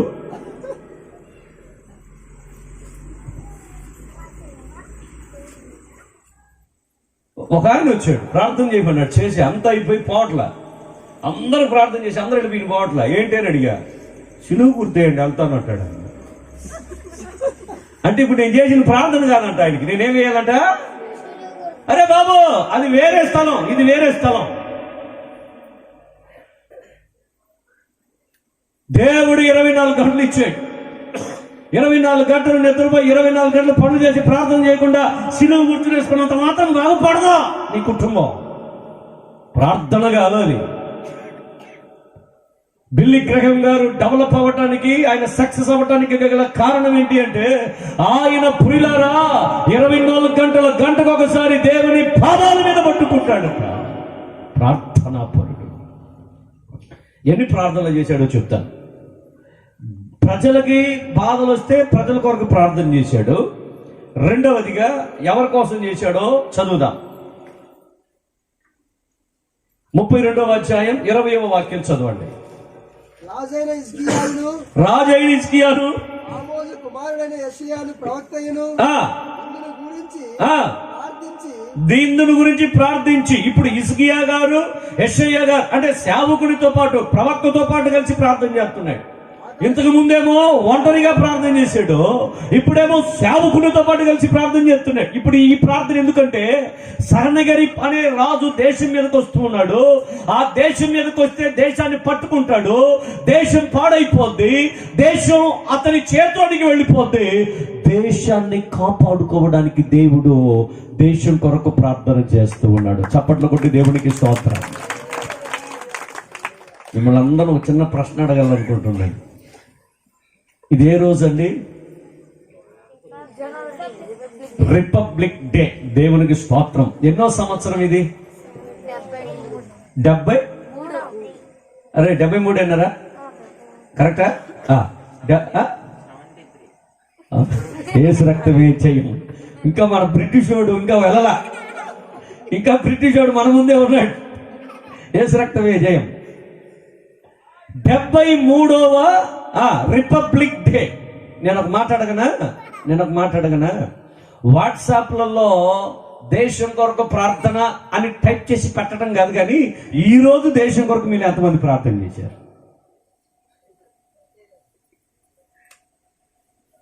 ఒక ఆయన ఫేస్బుక్ లో పెట్టాడు, నాలుగు ప్యాంప్లెట్లు పెట్టి దేశం కొరకు ప్రార్థన, దేశం కొరకు ప్రార్థన, దేశం కొరకు ప్రార్థన అని.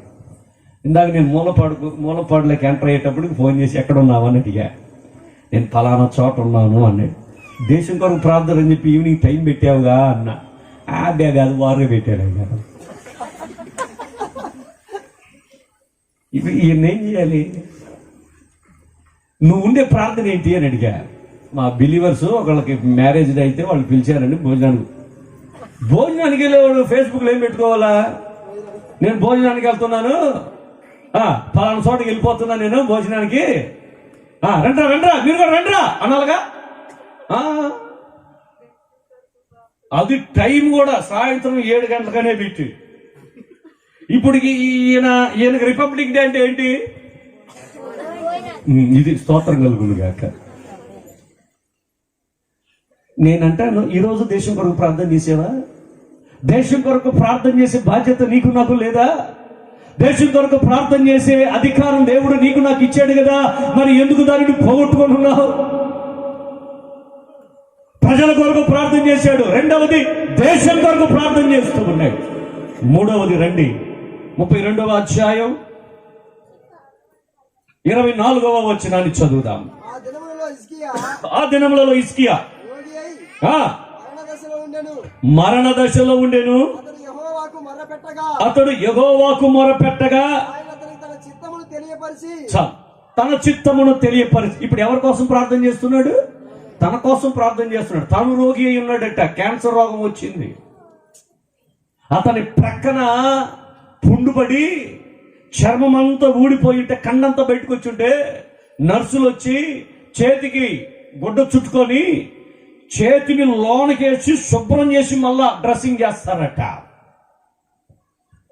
ఘోరమైన వ్యాధి, ఘోరమైన రోగం, చాలా ఘోరంగా ఉన్నాడు మనిషి. అప్పుడు ప్రార్థన చేస్తూ ఉన్నాడు. కరోనాకైనా, ఒమిక్రాన్ కైనా, డెల్టాకైనా భయపడద్దు. నీ ప్రార్థన నిన్ను స్వస్థపరచబోతూ ఉంది.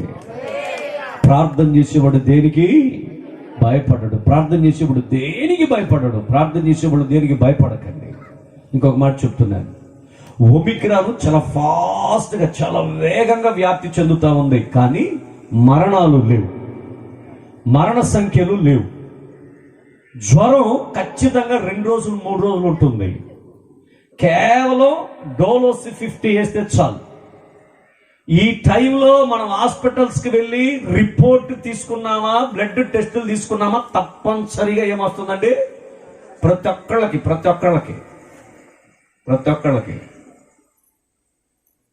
ఒక్కళ్ళకి కూర్చొని ఉన్న మీరైనా, మాట్లాడుతూ ఉన్నా నేనైనా, ఇప్పుడు వెళ్ళి మన బ్లడ్ని ఒకవేళ టెస్ట్ చూపిస్తే మనకు కరోనానే వస్తుంది. ఎందుకంటే 90% ఎయిర్లో కలిసిపోయిందంట ఒమిక్రాన్. కానీ ఇచ్చినటువంటి మెసేజ్ ఏంటి అంటే, దేనికి భయపడకండి, ఎందుకంటే మరణాలు లేవు. ఈ వైరస్ నిన్ను చంపదు ఈ సంవత్సరం. ఈ వైరస్ నిన్ను హాని చేయదు ఈ సంవత్సరం. ఈ వైరస్ నీ కుటుంబాన్ని పాడు చేయని సంవత్సరం. గత సంవత్సరం పోగొట్టుకుంటే చాలు. ఈ సంవత్సరం ప్రార్థన చేయడం నీ వంతు అయితే మరణాలు నీ ఇంట్లో ఉండవు. చప్పట్లు కొట్టి దేవునికి స్తోత్రాలు చెప్పారు. హిజ్కియా ప్రార్థన, దేశం కొరకు ప్రార్థన, ప్రజల కొరకు ప్రార్థన, తనకు రోగం వస్తే తనకు కూడా ప్రార్థన చేయడం మొదలుపెట్టాడు. ఆ ప్రార్థనలన్నీ ఏం చేశాడంటే దేవుడు విని ప్రజలను స్వస్థపరిచాడంట, హిజ్కియాని స్వస్థపరిచాడంట, దేశాన్ని కూడా రాజుల చేతుల నుండి కాపాడట. దేవునికి స్తోత్రం కలుగును గాక. ఒక తమ్ముడు ఉన్నాడు, ప్రతిరోజు మధ్యాహ్నం 12 గంటలకి ఎక్కడ ఉన్నా తన గదిలోనికి వెళ్ళి ప్రార్థన చేసుకునేవాడు. అందరికీ తెలుసు ఈ టైంలో ఈ బాబు ప్రార్థనలో ఉంటాడు అని. ప్రతిరోజు 365 రోజులు తన గదిలోనికి వెళ్ళి ప్రార్థన చేసుకునేవాడు.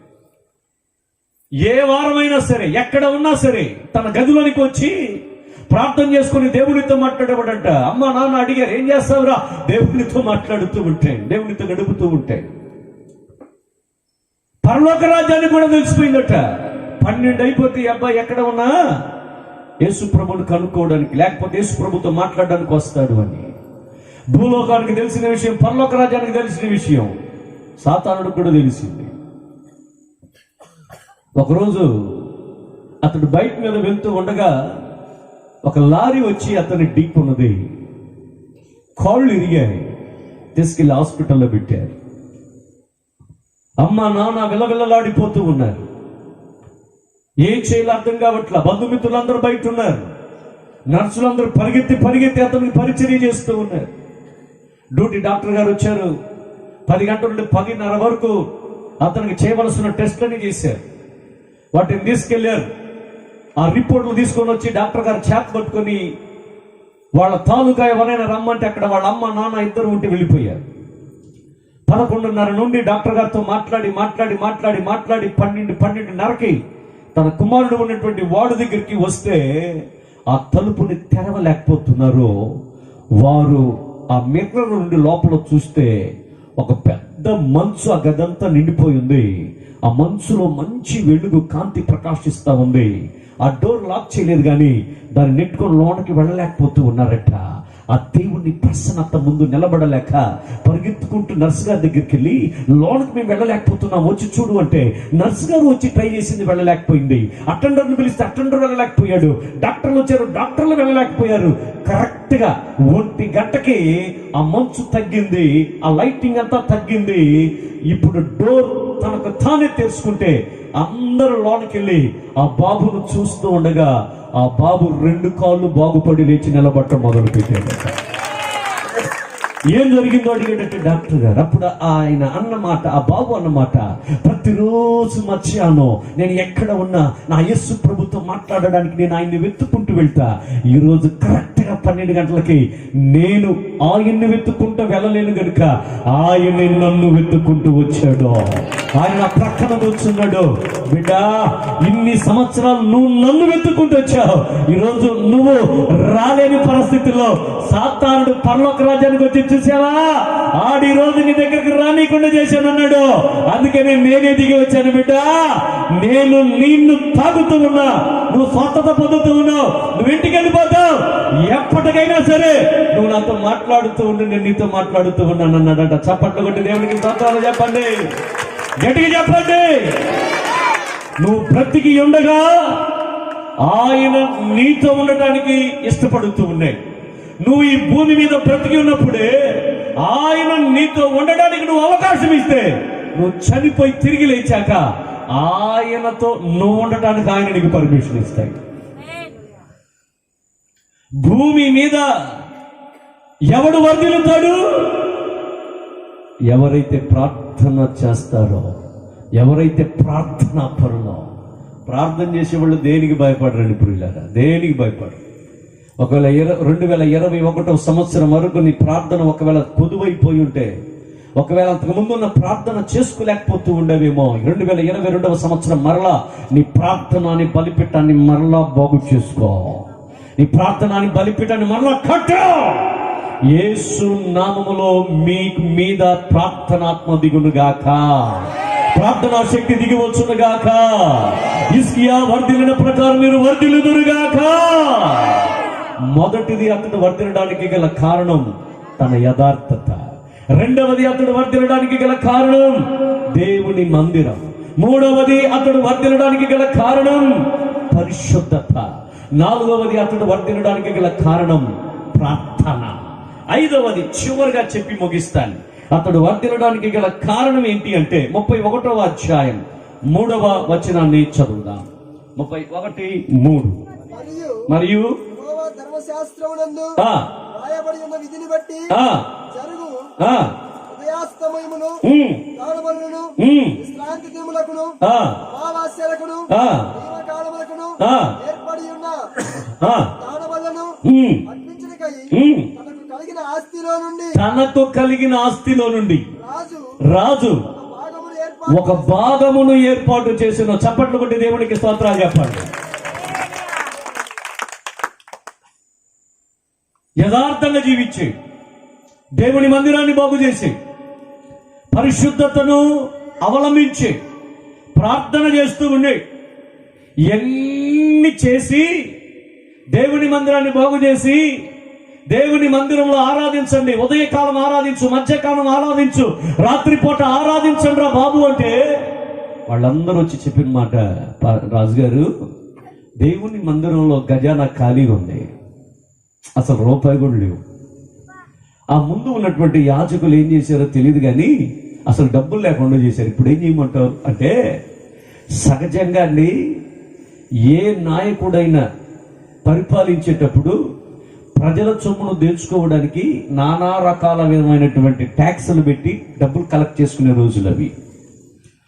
పన్ను పేరట దేశాన్ని పరిపాలిస్తూ ఉన్నటువంటి రోజుల్లో హిజ్కియా గారు దేవుని మందిరములో ఆరాధన జరుగుటకు గాను ఆయన తన ఆస్తిలో నుండి తీసి ఇచ్చాడంట. దేవుడికి స్తోత్రం కలుగును గాక. ఎక్కడి నుండి ఇచ్చాడండి? ఆస్తిలో నుండి తీసి ఇచ్చాడు. అంటే ఎవరు సొమ్ము ఇచ్చాడు? ఆయన తన సొమ్ము ఇచ్చేది. తన తాతలు, తన నాన్నగారు, తన ముత్తాతలు తనకంటూ ఉంచినటువంటి ఆస్తిలో నుండి ఒక భాగాన్ని, అంటే ఆస్తిని 2 భాగాలు చేసి అందులో ఒక భాగాన్ని తీసుకొని వచ్చి దేవుని మందిరానికి ఇచ్చేసాడట. చప్పట్లు బట్టి దేవునికి స్తోత్రాలు చెప్పండి. ఎంత గొప్ప దేవుడు అండి ఆయన, ఎంత మంచి దేవుడు అండి ఆయన. చాలా సంవత్సరాలుగా ఒక అమ్మాయికి అబ్బాయిని చూస్తూ ఉన్నారు, ఎవరు సరైన వాళ్ళు రావట్లా.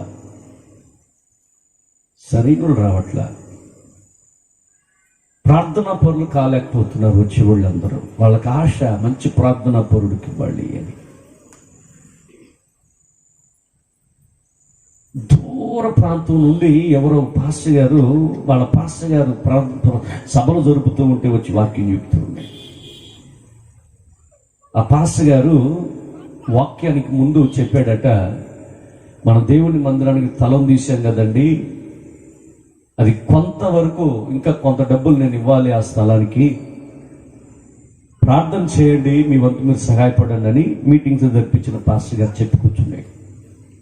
ఈ పాస్టర్ గారు లేచి వాక్యం చూపుతూ వాక్యం ముగింపులో దేవుని మందిరానికి మీరు ఎవరెవరు ఏమేమి ఇవ్వగలుగుతారో మీరు ఇచ్చేయండి అన్నాడట. లేచి నిలబడిన వాళ్ళందరూ కూడా ఆ రోజు చెవులలో ఈ ముక్కులలో ఓడదీసి ఇచ్చేస్తే ఈ అమ్మాయి ఏడుస్తూ దేవుని ఆత్మ బలవంతం చేస్తే తన మెడలో ఉన్న చైను, తన కాలుకున్న చైన్లు, తన చేతుకున్నటువంటి గాజులు, ముక్కు పొడక, చెవులలో ఉన్న పోగులు మొత్తం తీసి దేవుని సంచిలో వేసేసింది. దేవునికి సమర్పించుకున్నది. ఆ రోజు ఇంటికి వెళ్ళింది. వాళ్ళ నాన్న అడిగాడు, ఏంటమ్మా నీ ముఖం అంతా ఏం గూజుబెట్టు పోయినటువంటిది, ఏంటి ఏం జరిగింది అంటే, వాళ్ళ అమ్మ అన్నది ఇట్లా పాస్టర్ గారు చెప్తే అన్ని ఓడదీసి ఇచ్చేసిందంటే వాళ్ళ నాన్న తిట్టాడు, వాళ్ళ ఇంట్లో వాళ్ళు తిట్టారు. బంగారం రేట్ ఎంత అనుకుంటున్నావు, అసలు నీకు ఎంత ధీమా నువ్వు ఇచ్చి రావటానికి, అసలు నీ దగ్గర తీసుకోవడానికి ఆ పాస్టర్ గారు ఎవడు అని తిట్టడం మొదలుపెట్టాడు. పాస్టర్ గారి దగ్గరికి వచ్చి పాస్టర్ గారితో గొడవేస్తూ ఉంటే ఆఖరికి ఆ పాస్టర్ గారు ఆ పాపని మాత్రం తీసి ఇచ్చేద్దామని ఆలోచిస్తే ఆ పాప పరిగెత్తుకుంటూ వచ్చి చెప్పిందట, మీరు అడిగితే నేను ఇవ్వలేదు పాస్టర్ గారు, దేవుడు ఇవ్వమన్నాడు కనుక నేను ఇచ్చాను, ఆయన నాకు మేలు చేయబోతున్నాడు అన్నాడట. ఎన్నో సంవత్సరాలుగా వాళ్ళు ప్రయత్నాలు చేస్తే సంబంధం కుదరలేదు. ఈ అమ్మాయి ఎప్పుడైతే అన్ని ఒలిచి చేసిందో 2 రోజులే 3వ రోజు సాయంకాలం మంచి సేవకుడు వచ్చాడో, ఆ అమ్మాయిని చూశాడు, ఒప్పుకున్నాడు. ఆ వ్యక్తిని అడిగారట, ఎందుకు అమ్మాయిని చూసిన వెంటనే ఒప్పుకున్నావంటే, నాకు ఎన్నో సంవత్సరాలుగా నగలు లేకుండా ఉన్న అమ్మాయిని చేసుకోవాలన్న ఆశగా ఉన్నది. నేను వెళ్ళిన ప్రతి చోట నగలు వేసుకుని ఉన్న అమ్మాయిని చూపిస్తున్నారు. ఈ అమ్మాయిని చూస్తే నగలు లేకుండా ప్రతిష్ఠించుకొని ఉన్నది కనుక నేను ఒప్పుకున్నా, నేను చేసుకుంటే ఈ పని చేసుకుంటానని ముందుకు వచ్చాడంటే ఆయన. చప్పట్లు కొట్టాడు, దేవుడికి స్తోత్రాలు కొట్టాడు. వాళ్ళమ్మ వాళ్ళ నాన్న ఇప్పుడు పాస్ గారి దగ్గరికి వచ్చి, అయ్యగారు ఎక్కడ అన్నారట. ఏ అయ్యగారు? బంగారు అంతా ఒలిసి ఇవ్వన్నాడు అయ్యగారు. అయ్యగారు వెళ్ళిపోయాడు. ఎందుకంటే ఆ అయ్యగారికి వందనాలు చెప్పాలి. ఎందుకు నాకు చెప్పండి, నేను చెప్పుకుంటాను అంటే, ఆ రోజు ఆయన ఆ వాక్యం చెప్పకుండా ఉంటే మా పాప అవన్నీ తీసేది కాదు. మా పాప అవన్నీ తీసేయకపోతే ఒక మంచి సేవకుడు మా ఇంటికి అల్లుడుగా వచ్చేవాడు కాదు. మీ మందిరం కూడా కట్టుకుంటూ ఉన్నారనుకుంటున్నా. మీ మందిరానికి మీరు చాలా మంది ఇచ్చారు. దేవుడు మిమ్మల్ని దీవించును గాక. మీ పాస్టర్ గారు చెప్పాడు, చాలా మంది ఇచ్చారు అన్నయ్య, చాలా మంది ఆదుకున్నారు అన్నయ్య. మంచిది, దేవుడు మిమ్మల్ని ఇంకా దీవించును గాక. నువ్వు ఇచ్చిన దానికి ప్రతిఫలం 100 అంతలుగా ప్రభు ఈ సంవత్సరం మీకు ఇచ్చును గాక. ఈ 2022వ సంవత్సరం మరొకసారి సేవకునిగా నా వంతు పరిశుద్ధాత్మ దేవుణ్ణి ప్రేరేపణతో మాట్లాడుతూ ఉన్నా. పోయిన సంవత్సరం ఎంత ఇచ్చావో అంతకంటే 2 అంతలు ఈ సంవత్సరం కూడా ఇచ్చి చూడు. ఇంకా బహుగా నా దేవుడు నిన్ను దీవించే దేవుడు. ఇచ్చే విషయంలో ఏం చెయ్యొద్దు, వెనకేయొద్దు. నేను ఇచ్చాను అని అనుకోవద్దు. నేను ఇచ్చేసానులే అని ఒక ఫైనల్ డిసిషన్కి మాత్రం రావద్దు. నువ్వు ఇంకా ఇవ్వాల్సినది చాలా ఉంది నా ప్రభువుకి. ఈ సంవత్సరం ఇచ్చేవారిని నా దేవుడు దీవించునుగాక, ఇచ్చేవారిని దేవుడు ఆశీర్వదించునుగాక.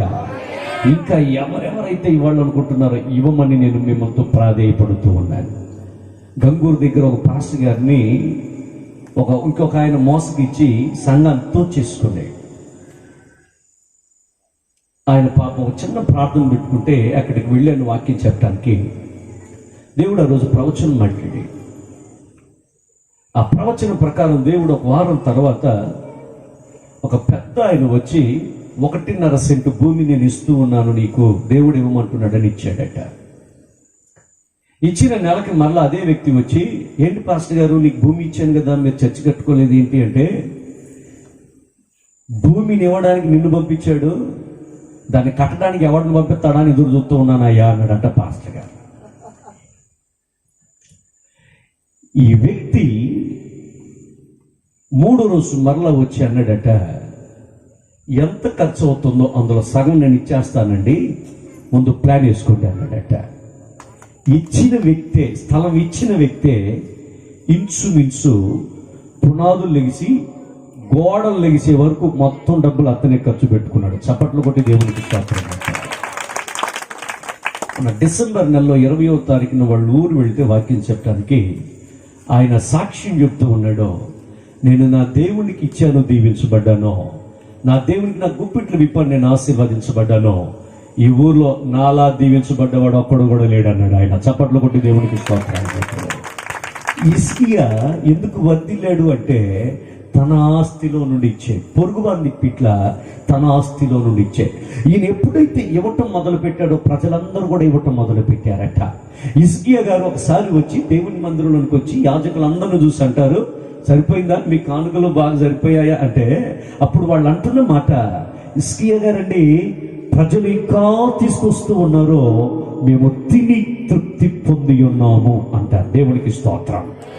మీరు తెచ్చే దశమ భాగాలు, మీరు తెచ్చే కానుకలు, మీరు తెచ్చే మొక్కుబడులు తిని మేము తృప్తి పొందితే మేము వర్ధిల్లడమే కాదు, మీరు కూడా వర్ధిల్లుదురుగాక.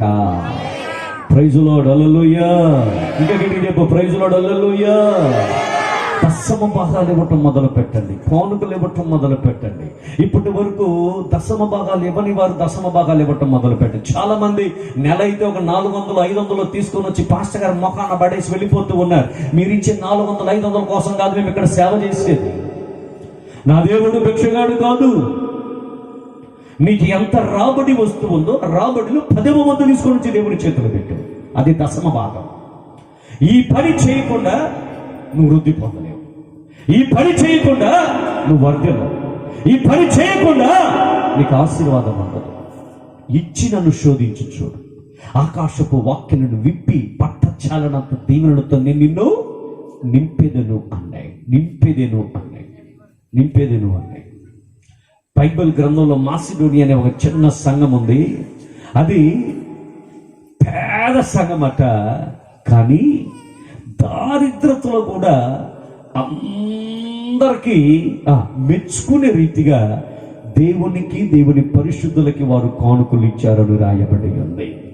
బైబిల్లో 2వ కొరింథీ పత్రిక 8వ అధ్యాయం 1వ వచనం రాయబడిన మాట, మాసిడోనియాలోని సంఘములకు దేవుడు అనుగ్రహించిన కృప అని ఉంటుంది. ఎందుకు ఆ సంఘాలన్నీ దీవించబడ్డాయి? ఎందుకు ఆ సంఘాలన్నీ ఆశీర్వదించబడ్డాయి? ఎందుకు ఆ సంఘాలన్నీ వృద్ధి పొందాయి అంటే, వాళ్ళు పేదవారిగా ఉండి, దారిద్రంగా ఉండి దాతృత్వంగా ఇచ్చారట. ఇచ్చుట మానకుండా ఇచ్చారట. ఇచ్చిన వారే మరలా ఇచ్చారట. యేసు నామములో నా దేవుడు మీ కష్టార్జితాన్ని ఎక్కువ చేయునుగాక, మీ హస్తాలను బలపరచునుగాక. నా దేవుడు మిమ్మల్ని తీసుకునేవారు కాకుండా ఇచ్చేవారుగా మార్చునుగాక. మీరు తోకగా కాదు తలలుగా మార్చబడుదురుగాక. మీరు అప్పు తీసుకోరు, అప్పు ఇచ్చుదురుగాక. యేసు నామములో అతి దీవెనలు వచ్చునుగాక. గట్టిగా చప్పట్లు కొట్టి దేవుడికి స్తోత్రాలు. హిజ్కియా ఎందుకు వర్ధిల్లాడు, ఎందుకు వృద్ధి పొందాడు అంటే, ఇచ్చేవాడు అతను. రాజు అంటే తీసుకునేవాడు, కానీ ఈ రాజు అట్లా కాదు, ఇచ్చేవాడు. ముందు దేవుడికి నేను ఇస్తానని వచ్చాడు. ఇప్పటి వరకు ఇచ్చిన వారిని దేవుడు దీవించును గాక. ఇప్పటి వరకు ఎవరిని వారు ఎవరైనా ఉంటే దేవుని మందిరం కోసం ఇవ్వటం మొదలు పెట్టండి. చాలా ప్లాన్లు ఉన్నాయి దేవుని పరిచర్య చేయడానికి, చాలా ప్రణాళిక ఉంది దేవుని పరిచర్య చేయడానికి. ఈ సంవత్సరం చాలా పెద్ద గోల్ ఉంది మీ సంఘం ఎదుట. వాటన్నిటిని నా దేవుడు ఎక్కడ నుండో కాదు, మీలో నుండే నా దేవుడు వాటికి పరిపూర్ణముగా ఇచ్చునుగాక. దేవుని మహాకృప మీ మీదకి దిగి వచ్చునుగాక. హిజ్కియా వృద్ధి పొందటానికి గల చివరి కారణం ఏంటి అంటే, ప్రియులారా, అతడు ఇచ్చి అనుభవం కలిగి ఉన్నాడు. 5 విషయాలు ఈ రాత్రి నేను మీతో పంచుకున్నాను.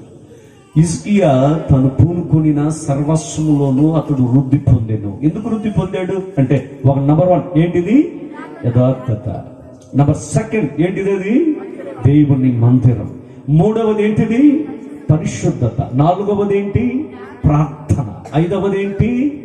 ఇచ్చుట.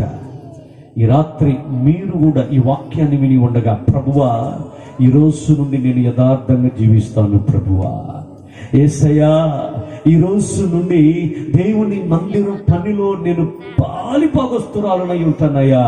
ఇక మీదట నేను దేవుని మందిరం బాగు చేయడానికి నా చేతనక సహాయం చేస్తాను ప్రభువా. 3వది, నేను పరిశుద్ధునిగా ఉంటాను ప్రభువా. నువ్వు పరిశుద్ధుడు కనుక నేను పరిశుద్ధునిగా మారిపోతానయ్యా. 4వది, ఇప్పటి వరకు లేని ప్రార్థన జీవితం ఈ రోజు నుండి నేను అలవాటు చేసుకుంటాను ప్రభువా. చివరిగా, ఇప్పటి వరకు నేను పరిపూర్ణంగా ఇవ్వలేదు కానీ ప్రభువా, ఇక మీదట నేను ఇస్తానయ్యా. సమర్పించుకుంటారా? లేచి నిలబడుదాం. ప్రార్థన ఆశీర్వాదంతో సెలవు తీసుకుందాం. ఈ మొదటి రాత్రి ప్రభు మీతో మాట్లాడుతూ ఉన్నాడు.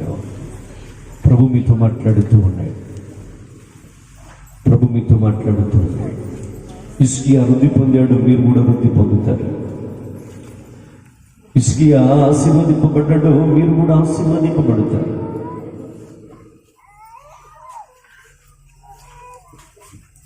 దేవునికి సమర్పించుకుని